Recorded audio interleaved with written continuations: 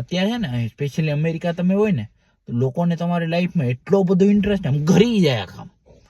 તો મેં બધું મારા દોસ્તાને પૂછ્યું કેમ, તો એ કે અમે બધા એ રાહ જોઈને જ બેઠા એક ઓલો બધું ઇનલીગલ ઇમિગ્રન્ટ વાળાનું પ્લેન આવે ને તું કેદી પાછો હોય. એટલે મેં કીધું ભાઈ હું પાછો નહીં આવું, હું સીધો જવા વાળો રસ માણસ છું, કારણ કે આ હું સ્ટુડન્ટથી વર્ક પરમિટ ને મેં હવે 20-22 વર્ષ પછી મેં ગ્રીન કાર્ડ લઈ લેવું.